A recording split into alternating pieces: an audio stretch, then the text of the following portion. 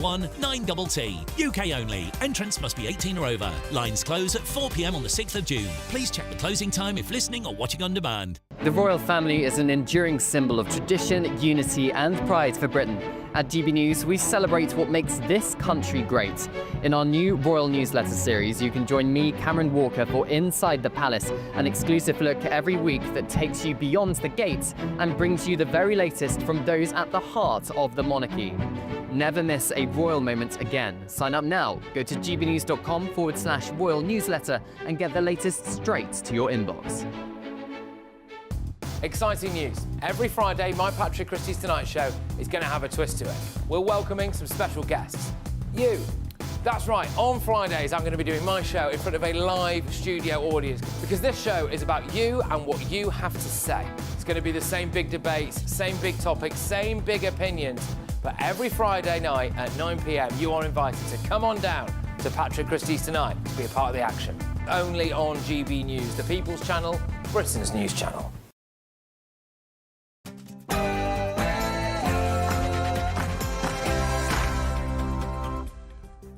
Good evening, it's 6 o'clock. I'm Miriam Cates and you're watching GB News. Coming up in the next hour. Britain and India have agreed a landmark free trade deal that will see tariffs slashed on UK exports. The Prime Minister says the deal will grow the economy and deliver for British people. But what impact will the deal have on UK businesses? And will the UK have to make concessions on immigration?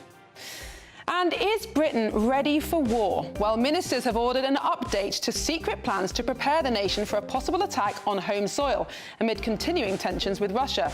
Would you know what to do in the event of a strike from a hostile state? And would enough Britons be willing to fight for our country? And the Rwanda plan might finally be put into action by President Trump. The last Conservative government's attempt to process asylum seekers in Rwanda was scrapped by Labour, but the Americans are said to be considering using the facilities paid for by the UK to house their own illegal immigrants. And it's the policy that's being blamed for the Labour Party's substantial losses in last week's local elections. But will the Prime Minister be forced into a rethink of the cuts to pensioners' winter fuel allowance? Well, a U-turn seems to have been ruled out for now, but in the face of falling poll ratings and unrest on the Labour backbenches, how long can that position hold?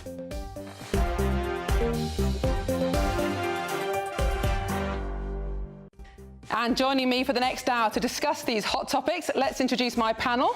We've got Alex Dean, political consultant, and Bill Rammell, a former Labour minister. But first of all, the latest news headlines.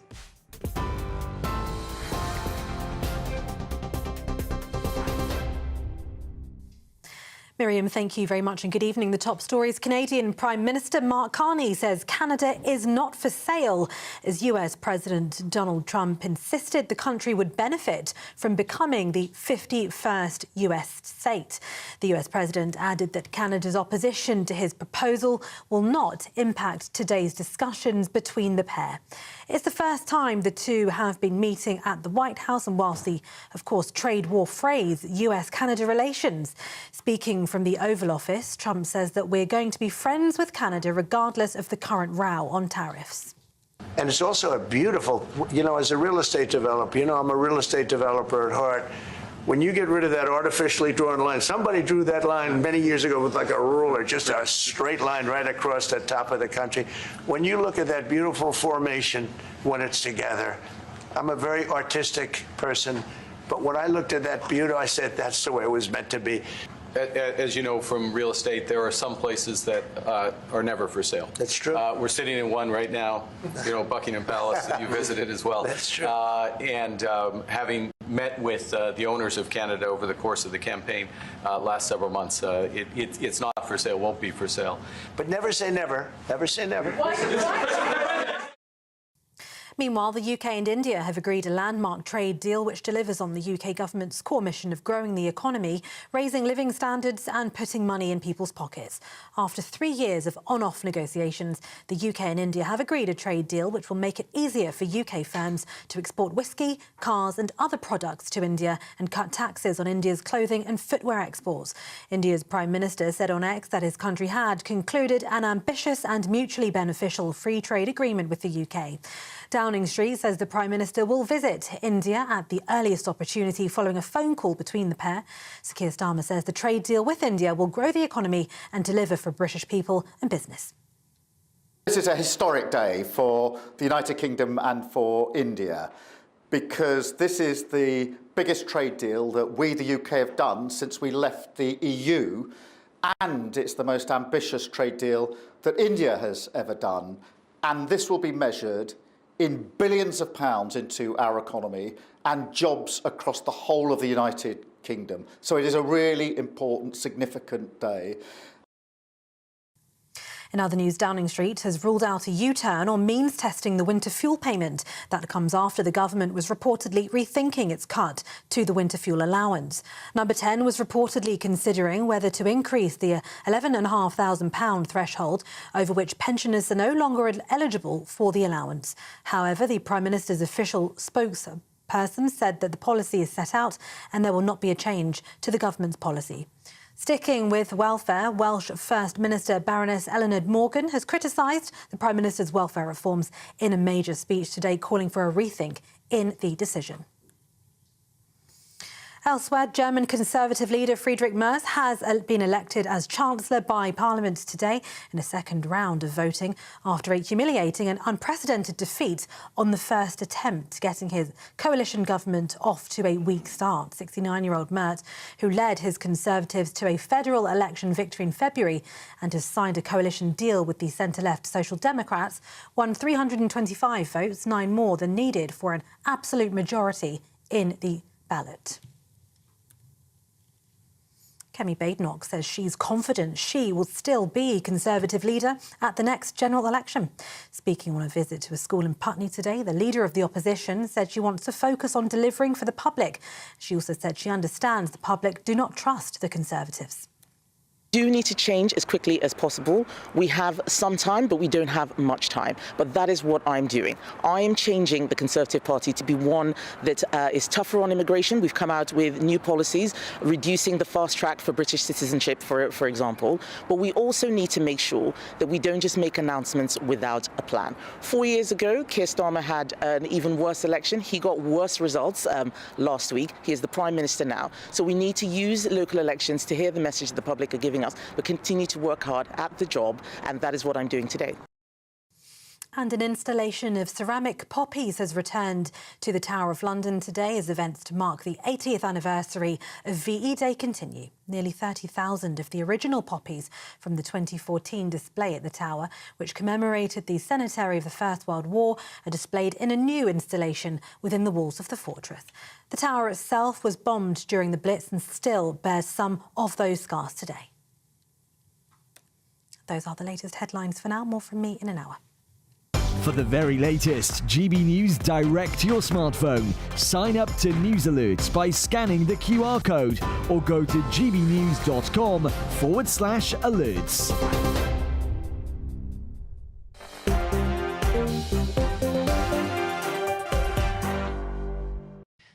Welcome back to Dewbs Co with me, Miriam Kate, and joining me until 7 o'clock, I've got my panel, Alex Dean, political consultant, and Bill Rammell, a former Labour minister. And as always, please do get your views in at gbnews.com/your say. Let us know your opinions on all the hot topics we're discussing this hour. Now, you will have just seen in the news bulletins a clip of that press conference between President Trump and Canada's new Prime Minister, Mark Carney. As always, when it comes to Trump and press conferences, lots of talking points. Bill, coming to you first, I mean, this could potentially have gone quite wrong. Donald Trump's been talking about making Canada into a 51st state, yet Mark Carney's just won an election off the back of promising not to cozy up to Trump. But it went fairly smoothly, didn't it? Well, it did, but you still have to pinch yourself because, you know, for me, it demonstrates how surreal and unhinged Donald Trump is. He's sitting next to the Prime Minister of one of America's closest allies, a fellow NATO member, and saying, never say never about us taking you over. I mean, that's just not what you do, and it's not the way that you behave. Having said that, I thought Carney handled himself well. He made it very clear that Canada is not for sale, and he did a bit of flattery towards Trump as well, so that they can try and build a working relationship. Well, on the one hand, on the one hand, look, it could have been worse, right? You and I were on air together the night that he gave Zelensky a duffing up in the same chairs, and that was just absolutely awful. On the other hand, seeing this kind of speculation about loyal North America, the king's subjects, just is an outrage. Yep. You know, it makes you realise why we had our little falling out with the Americans. And then maybe there could be a reunification the other way around, and the Americans could realise the error of their ways. Of all these Trump haters you hear about, there is an answer: make America Great Britain again. But one thing you can say for Trump, and we were talking about this before the show, was that it shows how open and available he is to the media. He will just answer anything. We heard the journalist just shouting at him at the end. He's completely unfazed by that. If you compare that to the dying days of Joe Biden. That is when he's most comfortable, actually. He thrives on chaos. He loves engaging. If he's not on TV, he's watching it. Yeah. You know, people, the insiders from Trump 1 administration who've told their stories to all and sundry talk about how dedicated he is to watching multi-channel TV at all times. He's always watching things, and he loves being on it. And he will give press conferences for ages. That is one thing, whatever you think of him more broadly, that is a good thing about politics, to be open to that. I don't agree. I mean, look, this has real-world impact. It has real economic and financial impact.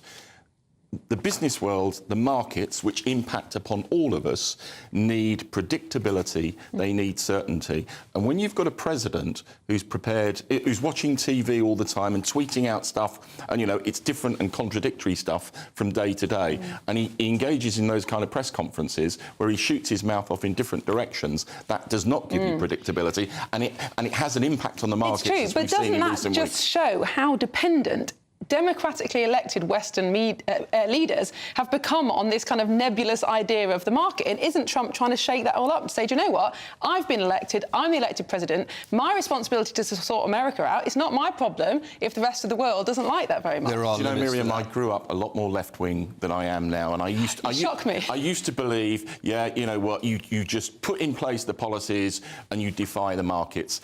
And we see what happens when you do that. For example, when Liz Truss crashed the economy, Trump in recent weeks, where, you know, the stock markets have been falling through the floor because of his erratic and ridiculous campaign on tariffs. Hang on. The LDI episode with Liz Trump is actually quite comparable in some ways to what the bond market did to Trump when he announced his tariffs. That is to say, you haven't even got your policy in place yet, and the market reacts so negatively that you have to mount this incredibly embarrassing climb down. In her case, terminal. In Trump's, not, but no less embarrassing to have had to reverse course like that. Let's not kid ourselves. He's believed in tariffs for decades. He didn't reverse course because he thought it was the right thing to do. He reversed course because he felt like he had to. He'd gone too far. And the real crunch will come in the 90-day period. When the pause either ends or doesn't. Well, just to prove how much Donald Trump makes the headlines all around the world, we have another Trump story here in the UK today, because we're hearing that Rwandan accommodation that's been paid for by the British taxpayer under the last government's Rwanda plan could be used to house migrants deported from the US by Donald Trump.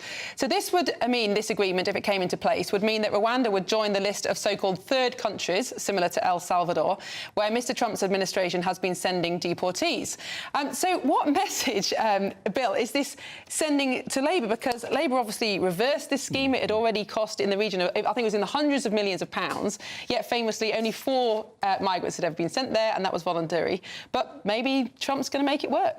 Well, look, the Rwanda scheme was never a deterrent. It was only going to engage about 100 people going there out of 100,000 who apply for asylum. 100 people at a time? They could process 100 people at a time. That doesn't mean 100 people in total. But it was also wrong in principle, and was not only turned over by the ECHR, but by the British courts, because this wasn't about offshore processing of asylum claims, and personally I'm in favour of that, and the government's exploring that with the Balkans at the moment. This was actually violating the migration treaty and sending your migrants permanently to a third country where there were significant human rights concerns. And I think that was the wrong thing to do.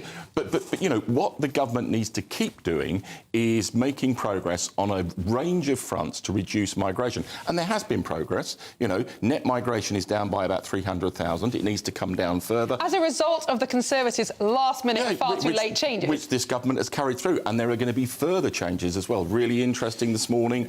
Some of the changes on student and work visas. We will come on to this. We'll come on to that in a minute. But just, Alex, do you think on the Rwanda plan that the Conservatives' big mistake was to choose a country like Rwanda that was controversial, that did have connotations in people's minds with war and those kind of things? Had they chosen a less controversial country, could it have worked? Maybe. I mean, I assume, not to put you on the spot, you voted for it. So you... I voted against the Rwanda bill in the end because it failed to bring us out of the ECHR reform, so I knew it wouldn't wasn't work. robust enough for you. Yeah, it wasn't robust enough, indeed. It got hit both ways, yeah. So my point is, you could have chosen a different target, but you know what? The same blob, the same Labour, Court, ECHR, the same world would have ganged up against that. So once the Tory party had committed to it, it had to follow through on it and should never, in my view, have backed down. In fact, there's a case now, very easy to say in hindsight, having lost the election so badly, that Sunak could have gone to the public on that issue and said, do you back me on this? You know, if you don't, then vote against me, but if you do, vote for me. I dare say he hardly could have got a worse result than the one he got. But the thing that's amused me so much today is that it's pointed out in the coverage of the US using this Rwanda facility that Yvette Cooper, our Home Secretary, has consistently said that we wasted hundreds of millions of pounds of taxpayers' money on the facilities that are now going to be used by American deportees. And the reason that money was wasted is that she voted against it. She and her party led people into voting against it. Now, whatever you think of whether it's a good use of money or not, it would have been put into use if they'd voted for it. So to vote it down and then say, oh, well, this is what a waste of money that was, well, it's kind of up to you that it was. Now, just very quickly, Bill, Keir Starmer keeps saying we're going to smash the gangs, but what he really needs is a deterrent, so that under the failed Rwanda plan, it would have been the case that had someone arrived illegally in the UK, they would never have been allowed to settle here legally. Surely that's the only way to stop this problem. No, I think there are a whole range of things you can do. One of the most significant is an agreement with France recently that the French will intervene in shallow waters just off the French coast in a way that they've been resisting for years. That can help us. The Border Security Command being set up, the fact that it's now going to be illegal to support someone in a boat crossing. A deterrent can be part of the solution, and that's why I'm keen for the government to develop what they're looking at in the Balkans. When I was a government minister at the Foreign Office, we proactively looked at third country options, but for processing, not sending people permanently there. OK, well, the only thing the French seem keen on at the moment is handing out life jackets, so we'll see what comes of that. Anyway, coming up, Starmer is hailing his new UK-India trade deal as historic. But what will it mean for immigration and for British workers? Stay with us.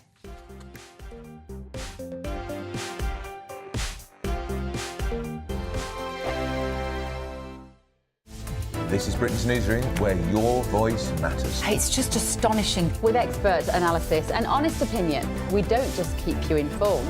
We bring you unique perspectives you won't see anywhere else. Can't argue with any of that. When the news happens, it happens here. On Britain's Newsroom, weekdays from 9:30 a.m. Only on GB News. GB News Breakfast. Every day from 6 a.m. You two met, I mean, since we last saw each other, then you two have done Strictly. And, but the fact that you've... And there's quite an age gap. 51 years. 51. And yet... I'm his granny. Granny. But the fact you clearly get on really well and you've stayed in touch and you've developed a real friendship. We really do. I mean, we live 5 minutes from each other. We speak most days, and you know, Angela had this amazing campaign with Let's Dance, and obviously I was very, very much supporting that. And when you just get on like a house on fire, we just do. We get each other. We have great banter. And like you said, there's 51 years between us, but we feel like we've known each other for 51 years. You have a particular interest in getting dance back into schools, don't you? I mean, your own experience of this, because your dad is a professional footballer, and you actually won a place, didn't you, into the football academy? It was sort of expected that you were going to be a footballer. Yes, it was. I was expected to be a football player naturally because I was the eldest son, and you know, Southampton wanted to sign me in the Premier League, and they still are, no, I chose to be a dancer, and it was because my dad and mum sent me to dance classes because I was very hyperactive as a kid. I was pretending to kick a football all the time. They sent me to my next door neighbour's dance school, and the class was called Tango Tots. And yeah, I somehow ended up being a dancer and had to tell my Geordie dad when I was 12 years old that I wanted to be a dancer. How did that go down? It went fine. It's not like the film, not like the film, but it's very, very, very, very supportive. And obviously, the brother ended up being the football. But you're very keen to get dance back into schools, aren't you? Tell me why. I'm so keen because for kids that can't afford it, why not just give them the opportunity to learn to dance? We live in a world today where we're on the phones, we're on TikTok, kids are learning to dance anyway, so why not regulate it and let them learn it in school for free? GB News, the People's Channel. In the GB Newsroom, we bring you the news as it happens. With our team of dedicated journalists across the UK. We're ready to keep you up to date with what's happening every half an hour, every single day. Bulletins here on GB News. The People's Channel. Britain's news channel.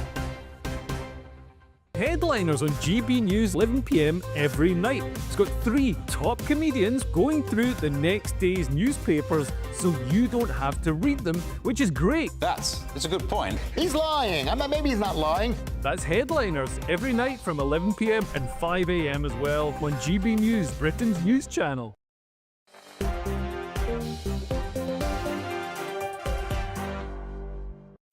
Welcome back to Dewbs Co with me, Miriam Cates, and keeping me company until 7. I've still got my panel, Alex Dean, a political consultant, and Bill Rammell, a former Labour minister. Now, some breaking news today. Britain has struck a historic trade agreement with India that could boost economic growth by £5 billion. Well, the pound has leapt to a 3-year high as the UK government hails the biggest and most economically significant trade deal since Brexit. Now, this deal will see India, a country that's renowned for its trade protectionism, reduce 90% of tariff categories, with many dropping to 0 within a decade.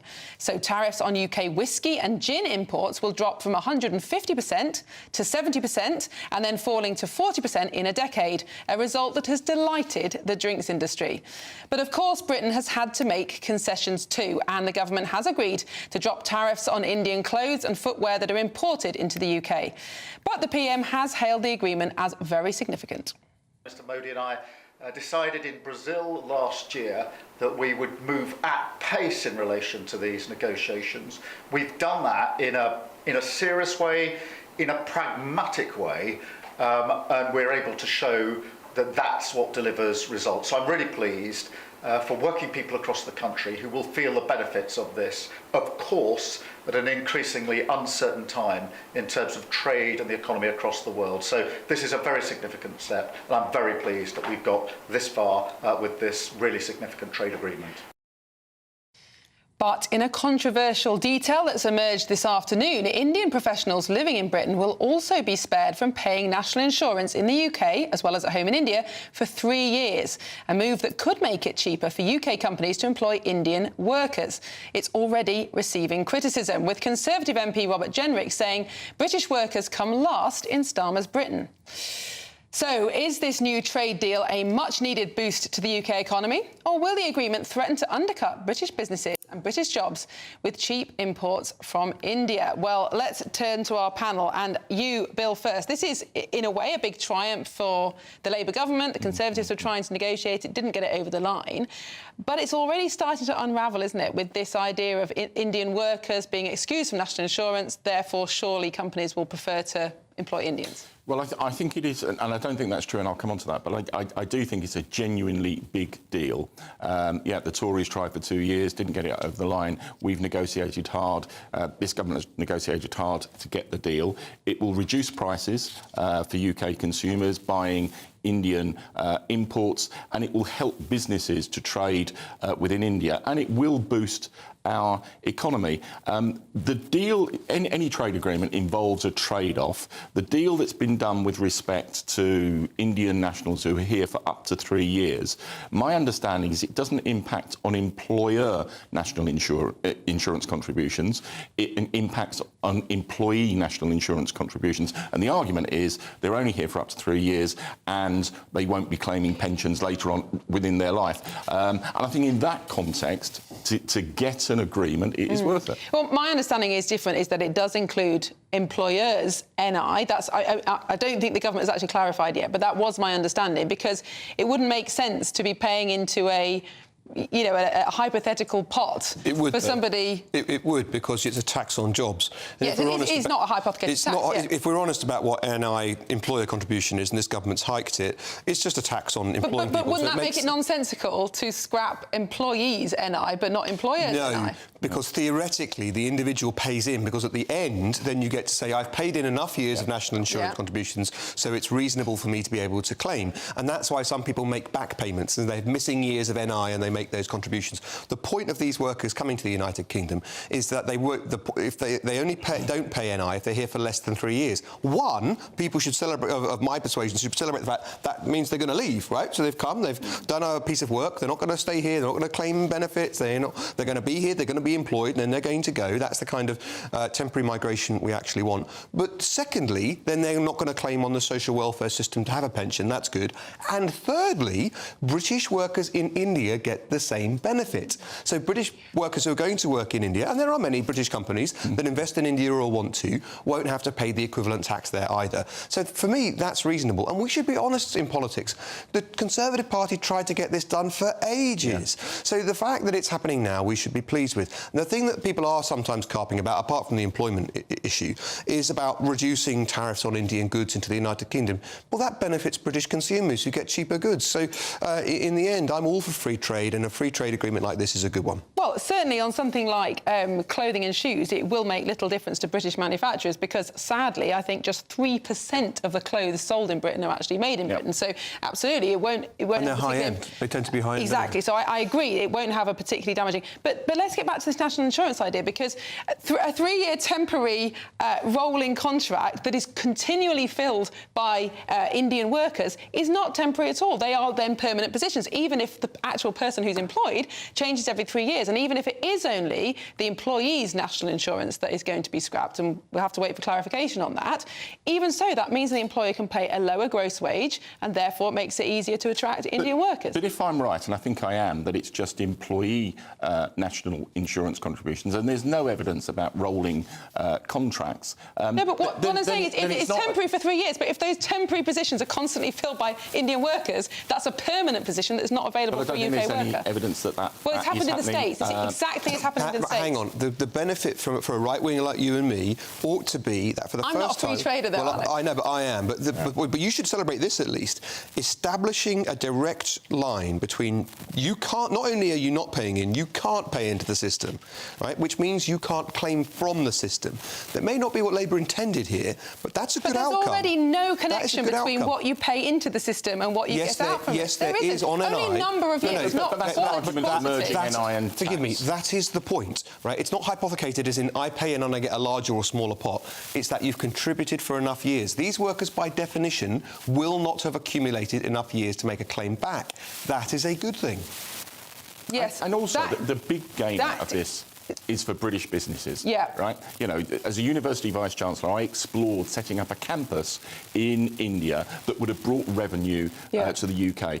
And we didn't want to touch it because there was too much uncertainty. There is now certainty for all sorts of British businesses to be able to Well, I think everything else we're seeing about immigration, the fact that people use different visas and different schemes to come over to this country and then never leave because it is so easy to change your visa to another time or to claim asylum, whatever it is. Sure, those are objections about our inability to enforce our own rules, right? And that means we ought to get better at enforcing our own rules, not change the principle that we accept people coming here for a limited period of time, paying their dues. So these people will also pay other kinds of taxes, right? They'll pay income tax on the money that they make, they'll pay VAT on what they spend and so forth, and they'll pay council tax if they are living in a property that attracts council tax and so forth. They will pay tax whilst they are here, and that is a positive. Their employer will continue to pay tax on the activity that they undertake. And moreover, British employees going to India get the same benefit in return, and we should encourage that. It's a growing economy. Well, I am extremely sceptical, especially as a number of former Conservative ministers have come out saying that the very red lines they drew have just been completely conceded by the government. But we'll have to come back to this. The red lines that blocked a deal. We'll have to come back to the detail of whether the national insurance concession is a total one or not. Anyway, please stay with us because coming up, batten down the hatches, Britain is secretly preparing for war as tensions with Russia grow. But are we ready? Find out next.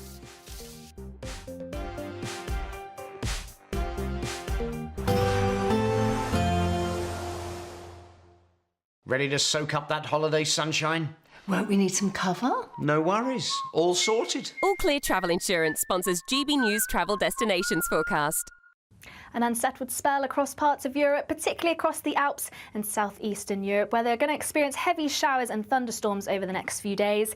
An area of low pressure could drag in some showers later across Madeira and Tenerife. Plenty of showers across Portugal and Spain, but it's really across the Alps, southeastern parts of Europe, where these showers are going to be particularly heavy and possibly thundery. Now, it should be largely dry across Greece and largely dry for all from Sunday, with temperatures in the low 20s, so feeling pleasant in the sunshine.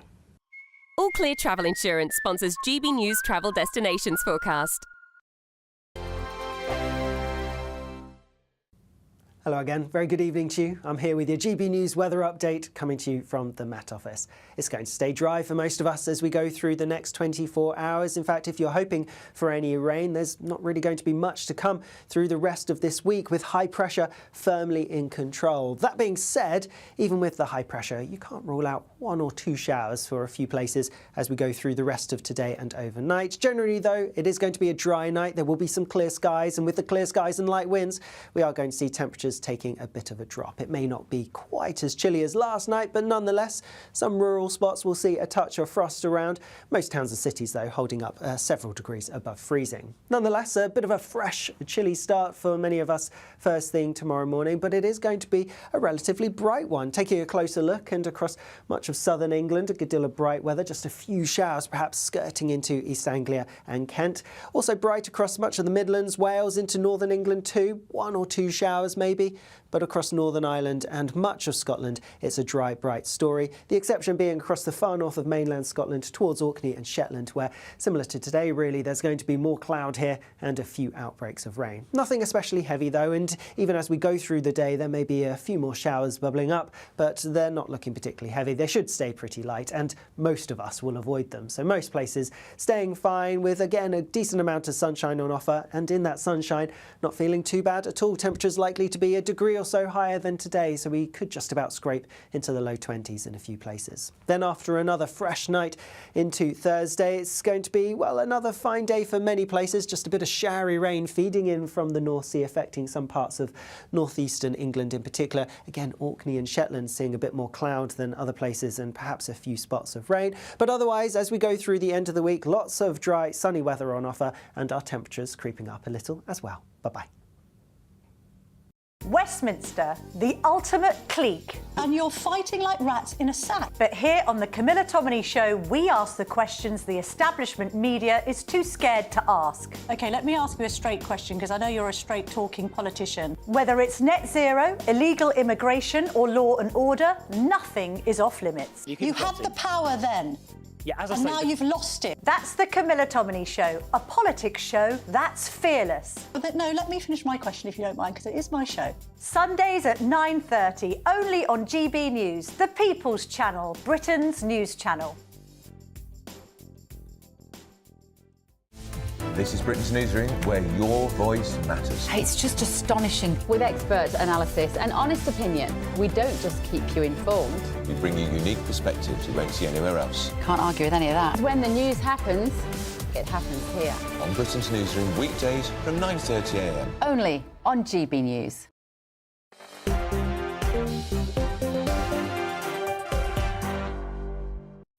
Welcome back to Dewbs Co with me, Miriam Cates, and I've still got my panel with me until 7 o'clock. I've got Alex Dean, who's a political consultant, and Bill Rammell, a former Labour minister. And you've been getting in touch with your views about the topics we've discussed. Lots about the UK-India trade deal. Michael says, how many unskilled people has Starmer agreed to allow into the country with all the social security claims that could follow? We'll be talking about that again in a second. David says, is this government deliberately trying to upset the British people? To exclude national insurance payments on Indian workers is another slap in the face. And Helen says, will Indians not paying national insurance be able to use our NHS for free? I think the answer to that is No, but we will have to find out. But please keep sending in your views. If anybody's in favour of the trade deal, I'm sure Alex would love to hear from you. So please do send in your views. If I'm the only free trader in the village, I'll be happy with it. And by the way, in answer to Michael's question, the Home Office said that the deal involves no change to immigration policy. There may be visa routes for Indian professionals, but not for unskilled workers. Yes, and there would be a surcharge to use the NHS, we assume, while in the country. Anyway, we will find those things out. But sticking with visas, there's been more news on that today because the Home Office is set to restrict work and study visa applications from nationalities who are most likely to use them as a backdoor into Britain's asylum system. In Labour's plans, visas will be rejected for individuals who are deemed to want to claim asylum and are from countries with high rates of claims in the UK. So that includes Pakistan, Nigeria and Sri Lanka. Well, legal sources have said that the move could be classed as discriminatory and could be challenged in the courts. So, Bill, I think the idea, well, the political idea behind this is clearly to try and win back some of the votes that Labour have lost to reform. But the kind of the policy idea is that actually, if you're coming over here on a work visa, why would you then want to claim asylum? Can you explain why Labour have announced this? Well, it's not a knee-jerk response to the local elections. You know, this is a white paper that is being coming out in the next week or so. That's been planned for about 6 months. And this is part of a range of changes that the government is rightly making to restrict immigration, and particularly to restrict illegal immigration. And this change, which would say that if you have the profile of someone who is likely to commit an immigration violation, and you come from a country where there's a higher proportion of people who've committed immigration violations, then your visa is likely to be rejected. Now, the two need to go together because otherwise it would be discriminatory. But look, you know, there's already a practice. For example, we were just talking about India, that visa applicants from the Punjab have a much higher refusal rate than elsewhere in India because there is evidence that people from that part of India do go on to overstay their visas. So I think this is a sensible change. Our immigration officers get used to sussing out the same story used by people coming to claim asylum or refugee accounts and saying no. Now, on the face of it, someone will say, how do you know that one's not true? But actually, they are perfectly entitled to use their experience, to use what they've learned about a pattern of immigration and say, I'm not having that. And this is the same sort of thing. Getting a visa to come to the United Kingdom is a privilege, not a right. Now, I will say this too, and this is the reason it matters. 35,000 people came to this country last year and made asylum claims from small boats. All that attention on that, 35,000.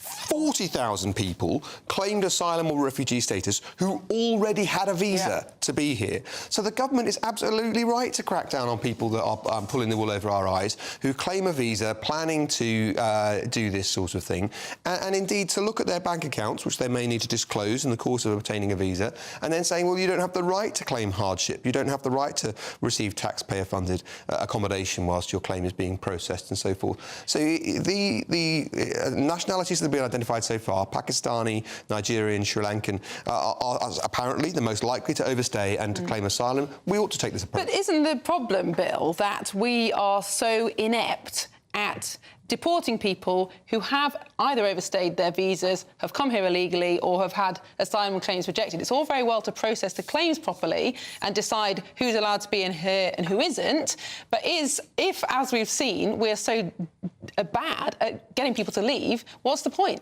Historically, that used to be the case. We have started to make progress under this government with a 30% increase in deportations. I acknowledge we need to go further and faster, but you know, a whole raft of changes are taking place to enable us to do that. But, you know, we inherited a broken system, and you don't turn it around overnight. Well, we've got, I think, time to squeeze in an extra story before the break, and this is a really interesting one because British officials are reported to be secretly preparing Britain for war amid increasing concerns about Russian hostility. Experts have warned that our country is vulnerable to an assault on its critical national infrastructure. That includes gas terminals, undersea cables, nuclear power plants and transport hubs. The Telegraph is reporting that a dossier is being drawn up outlining how the government would respond to a declaration of war, including bunkers to protect the cabinet and the royal family, public service broadcasts and the stockpiling of resources. Now, there are widespread fears that Britain is woefully unprepared for either conventional war or cyber attacks on home soil. But this isn't the first time a British government has sought to educate the public about what to do in the event of a strike.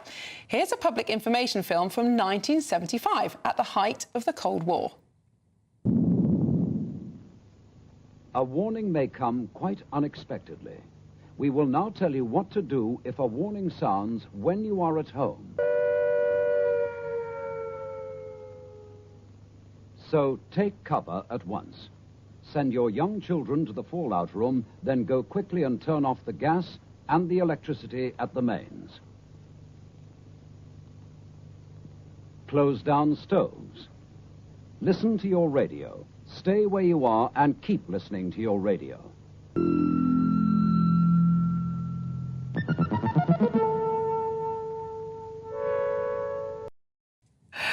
Well, Alex, we thought the end of the Cold War was the end of the nuclear threat, but it doesn't seem that way, or at least the government is taking steps to plan for Russian attack. You're completely right to plan for all eventualities, and you should adapt and renew these plans very regularly. The plans they're talking about were last updated more than 20 years ago, so it's completely correct to do this. The most basic point, it may seem quaint, but it mattered deeply to people living through that time that they will see that sort of thing and understand it.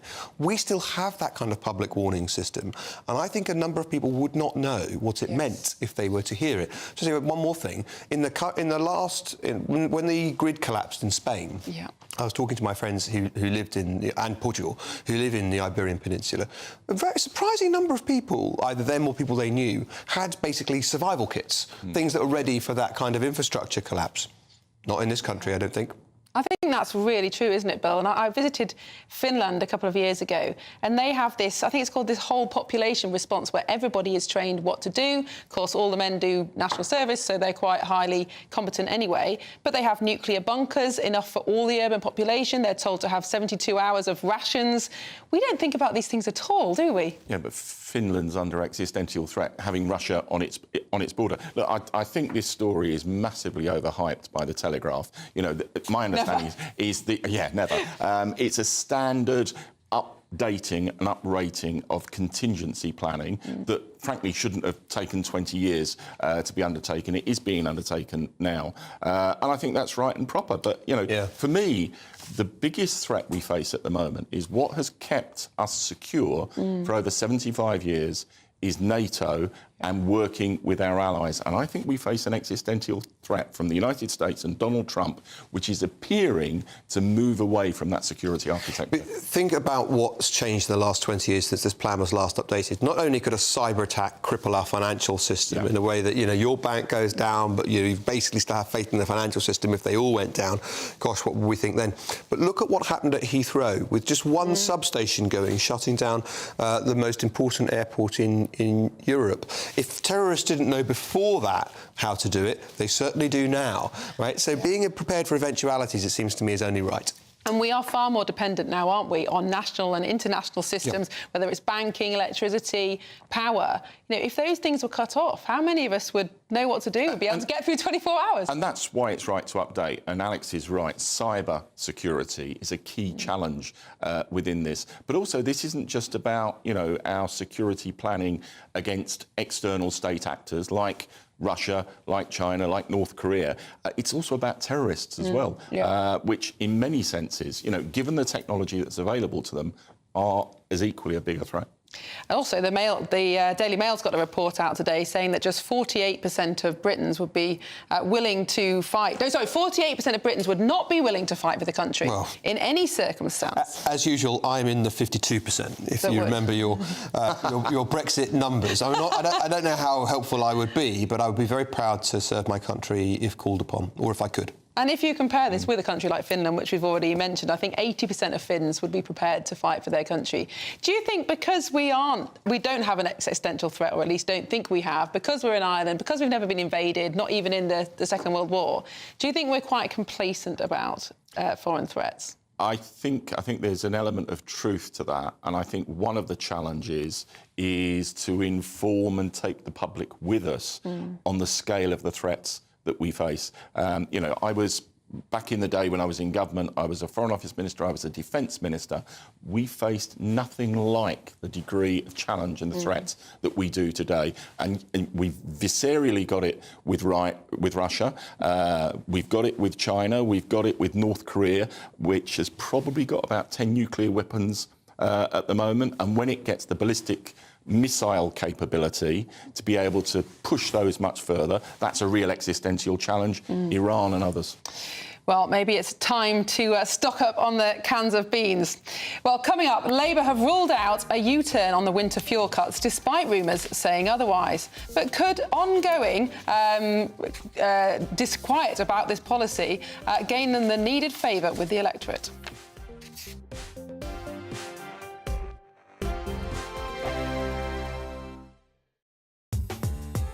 I'm Christopher Hope. From pop stars to politicians, I'll interview anybody in a pub who's got a political opinion. Join me every Friday on Spotify, Apple Podcasts, YouTube or GBNews.com, or wherever you get your podcasts. This is GB News, the People's Channel. Mornings don't have to be tiresome, especially if you have the right company. Wake up to news as it happens, opinion and debate, and of course, a little bit of entertainment too. Because when the kettle's on, we're on. That's Breakfast on GB News, a show worth waking up for. Every morning from 6 a.m. Only on the People's Channel, Britain's news channel. We'll spread the news, you spread the word. It's Patrick Christie's Tonight, and here we do things differently. It's explaining the absolute madness of this, doesn't it? It's explosive. I mean, this is very good. It's lively. 850. Your government sat there, Sean, and it did nothing. It's controversial. And the Middle East has been in turmoil since before I was born. It's everything you need to kickstart your evening. Everyone's had their Weetabix tonight. I love to see it. That's Patrick Christie's Tonight, weeknights from 9 p.m. Only on GB News, the People's Channel, Britain's news channel. The royal family is an enduring symbol of tradition, unity and pride for Britain. At GB News, we celebrate what makes this country great. In our new royal newsletter series, you can join me, Cameron Walker, for Inside the Palace, an exclusive look every week that takes you beyond the gates and brings you the very latest from those at the heart of the monarchy. Never miss a royal moment again. Sign up now. Go to gbnews.com/royal newsletter and get the latest straight to your inbox. Good Afternoon Britain isn't just about us. The wonderful thing about this programme is it's about everyone watching. It's an interactive programme. Well, there absolutely is something to see here, and we're going to be talking about it more. Whether it's breaking royal news, please bring us up to date, or indeed a particularly punchy speech in the House of Commons. Very, very curious. We bring it to you live, and then we bring you live reaction as well. That's Good Afternoon Britain, weekdays from midday. Only on GB News, the People's Channel, Britain's news channel. Join me, Nana Okoye, for an informative, interactive news programme with a difference. It's fun. No, you didn't say that, Dave. I'm so surprised. I think there's an element of truth to that. Join me from 3 p.m. every weekend, only on GB News, Britain's news channel. We're proud to be GB News, the People's Channel, and as you know, we always love to hear your views. Now, there's a new way of getting in touch with us at gbnews.com/your-say. By commenting, you can be part of a live conversation and join our GB News community. You can even talk to me, Bev Turner, or any of the members of the GB News family.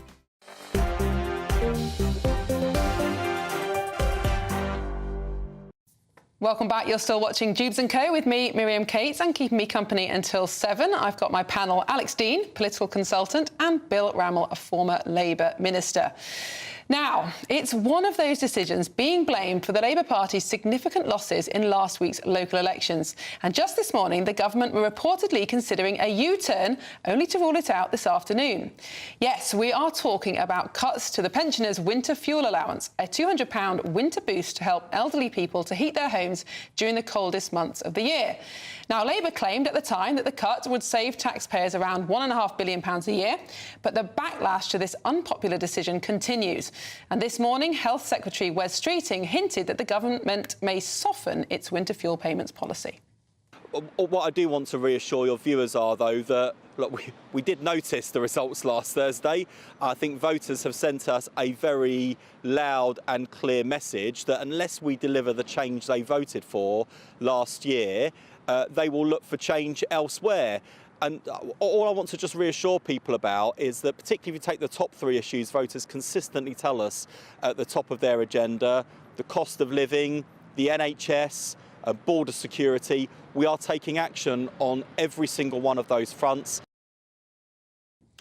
So, should the Prime Minister raise the income threshold so that more pensioners are eligible for the winter fuel allowance? Should the policy be scrapped entirely? Or at a time when working-age people are paying record levels of tax, should the government stick to its guns? Bill, this has caused a lot of problems in Labour's ranks, but do you think Labour are broadly in the right place on this? Well, firstly, let's have a bit of context about the local elections. The local elections results were very bad for the Labour Party. They were existentially bad for the Tory Party, and Nigel Farage had a good night. That doesn't presage a reform government at the next general election.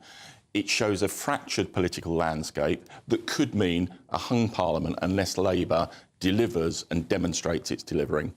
So there needs to be progress on a number of fronts. One is cutting immigration that we've been talking about. 2 is telling a better story about what the government is doing. But I do think the winter fuel allowance has been damaging. I mean, look, you know, I've argued until I'm blue in the face that there is a case for means testing the winter fuel allowance, but it has sapped trust in the government.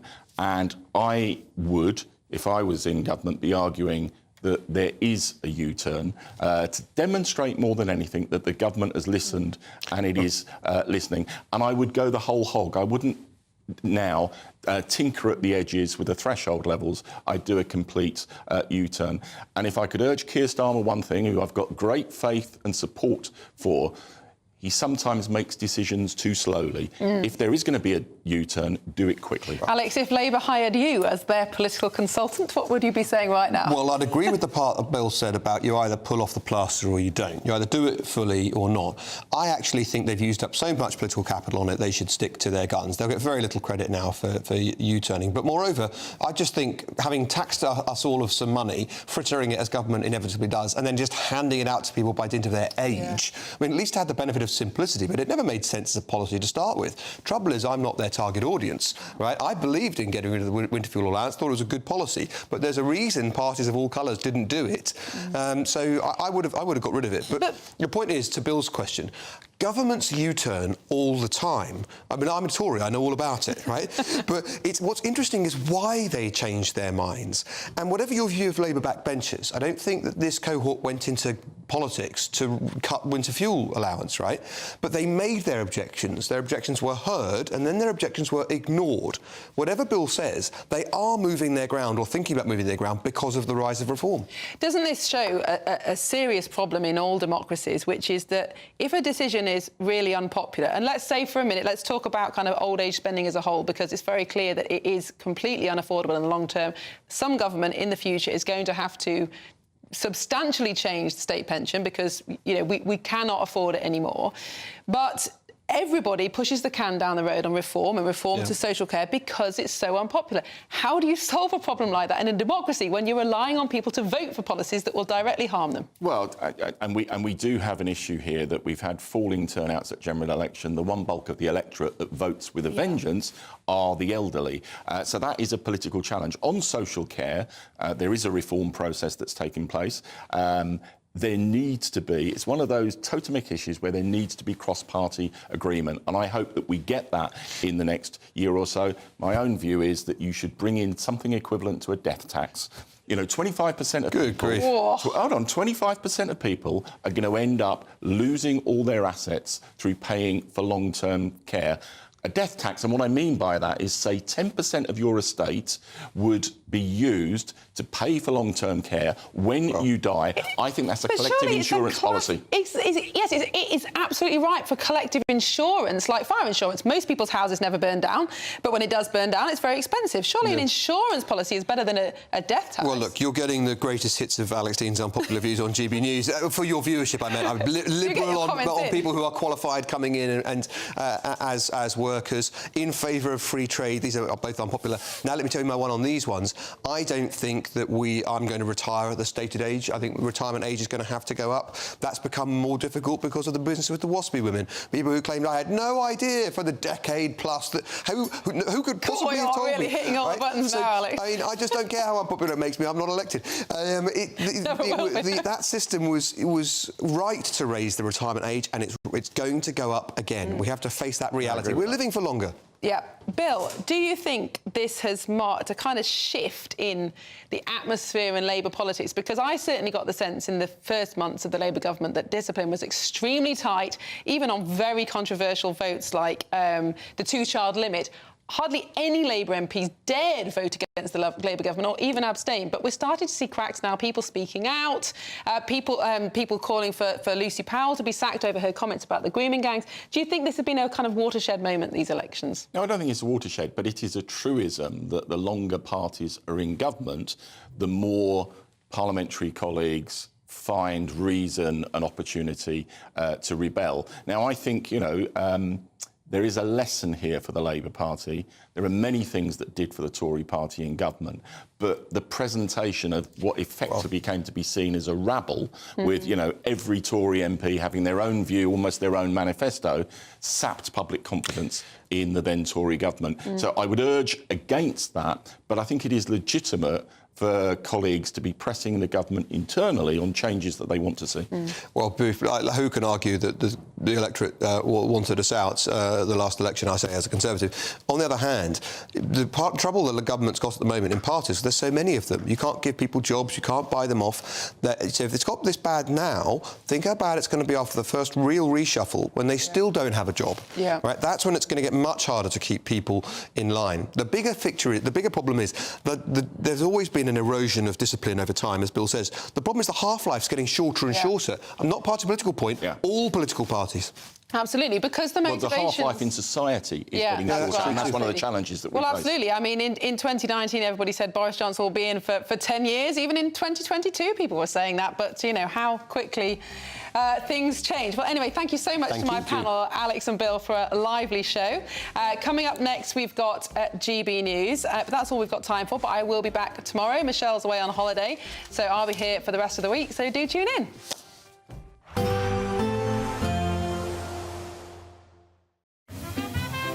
Heavy showers first thing will be followed by a warm, cosy day.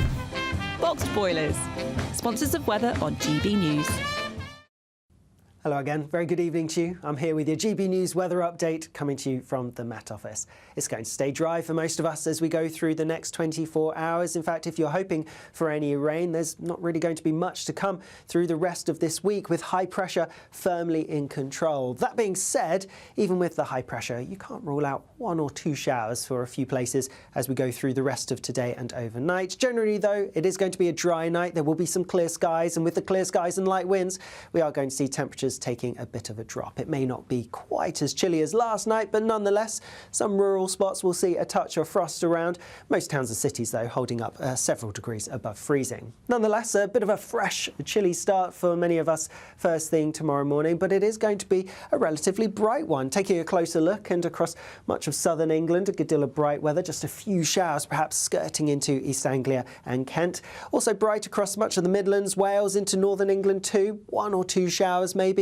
But across Northern Ireland and much of Scotland, it's a dry, bright story. The exception being across the far north of mainland Scotland towards Orkney and Shetland, where, similar to today, really, there's going to be more cloud here and a few outbreaks of rain. Nothing especially heavy, though, and even as we go through the day, there may be a few more showers bubbling up, but they're not looking particularly heavy. They should stay pretty light, and most of us will avoid them. So most places staying fine with, again, a decent amount of sunshine on offer, and in that sunshine, not feeling too bad at all. Temperatures likely to be a degree or so higher than today, so we could just about scrape into the low 20s in a few places. Then after another fresh night into Thursday, it's going to be, well, another fine day for many places. Just a bit of showery rain feeding in from the North Sea, affecting some parts of northeastern England in particular. Again, Orkney and Shetland seeing a bit more cloud than other places, and perhaps a few spots of rain. But otherwise, as we go through the end of the week, lots of dry, sunny weather on offer, and our temperatures creeping up a little as well. Bye-bye.